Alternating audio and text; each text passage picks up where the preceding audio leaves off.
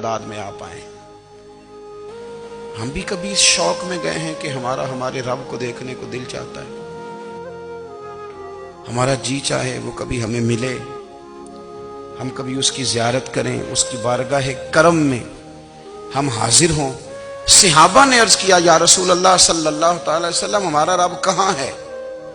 ہمارا نا اپنے رب کو دیکھنے کو جی چاہتا ہے۔ جب صحابہ نے یہ عرض کیا تو اللہ نے قرآن مجید نازل کیا، فرمایا وَإِذَا سَأَلَكَ عِبَادِي عَنِّي فَإِنِّي قَرِيبٌ۔ محبوب جب میرے بندے آپ کی بارگاہ میں آ کے میرے بارے میں پوچھے نا تو ان سے کہہ دینا میں ان کے قریب ہی ہوں، قریب ہی ہوں۔ دلیل کیا ہے؟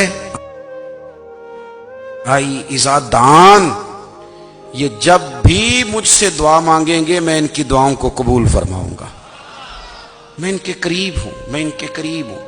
یہ جب بھی دعا مانگیں گے نا میں قبول کروں گا، میں ان کے قریب ہوں۔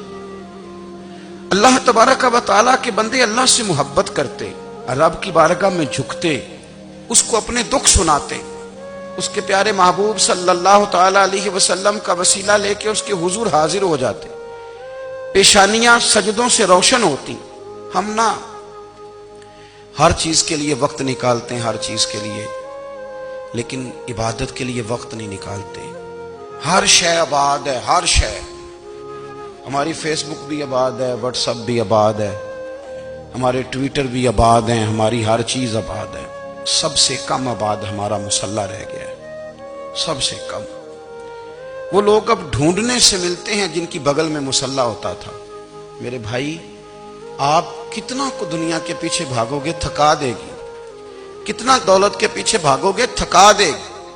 آپ جب اپنی زندگی میں جمع تفریق کرو گے نا تو مرتے وقت احساس ہوگا کہ سارا کچھ تو لوگوں کے لیے کیا، اپنے لیے تو کر ہی کچھ نہیں سکے۔ اور ہم عبادت کے معاملے میں بہانے بازی بھی کرتے ہیں۔ ہم کہتے ہیں اوہو رزق کمانا بھی تو عبادت ہی ہے نا، تو میں حلال روزی کے لیے جا رہا ہوں، یہ بھی تو عبادت ہے نا۔ میری طرح کے لوگ کہہ دیتے ہیں کہ میں سویرے اٹھ کے مدرسے میں کچھ اسباق دیکھتا ہوں تو یہ بھی تو عبادت ہے، میں بیان کرنے کے لیے مطالعہ کرتا ہوں تو یہ بھی تو عبادت ہے نا، اتنے لمبے سفر کر کے ملک میں دنیا میں گھومتا ہوں تو یہ بھی تو میں عبادت ہی کر رہا ہوں۔ اب اسپیشل نفلوں کے لیے وقت کس طرح نکلے، اسپیشل کر کے تسبیح میں کیسے چلاؤں، میں سارا کچھ ہم بہانے بنا لیتے ہیں نا۔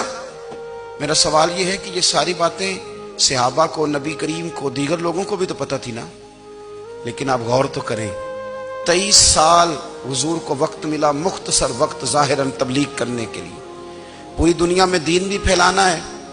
گھر میں 11 ازواج ہیں، 4 بیٹیاں ہیں، ان کی اولادیں، سارے کام کاج بھی دیکھنے ہیں، لیکن سیدہ طیبہ طاہرہ حضرت عائشہ صدیقہ رضی اللہ تعالیٰ عنہ فرماتی ہیں سارا دن تبلیغ کرتے، ہر غلام کے دکھ سنتے، گھر میں آتے تو اپنے گھر والوں کا خیال کرتے، کام میں ہمارا ہاتھ بٹاتے۔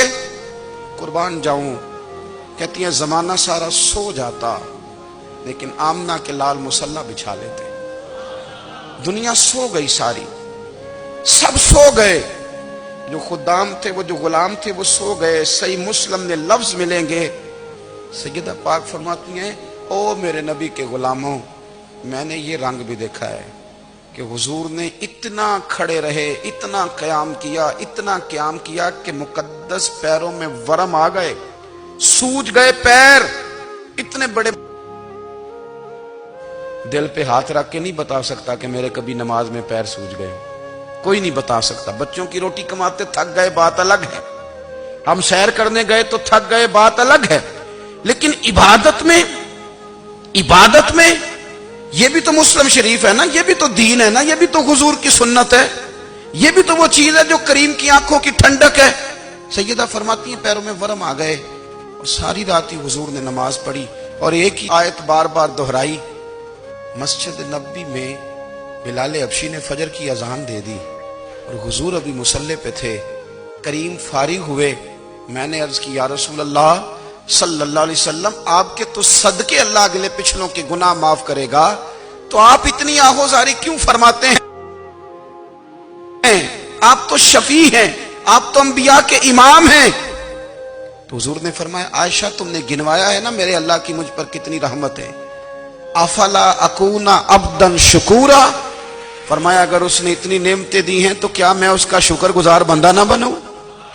میں شکر گزار بندہ نہ بنوں اس کا؟ پھر اگر اتنی نعمتیں اس نے دی ہیں، مجھے اتنا نوازا ہے، تو پھر میں اس کے سامنے سجدے نہ کروں؟ او میرے بھائی، بڑے قابل فخر لوگ ہیں ہم کہ ہم نبی پاک کے غلام ہیں، ہم قابل فخر ہیں کہ نبی کریم کے غلام ہیں۔ کیا کبھی اس غلامی کے شکرانے میں بھی 2 نفل پڑھے ہیں کہ یا اللہ تیرا شکر ہے تو نے ہمیں حضور کا غلام بنایا ہے؟ یاد رکھیں کہ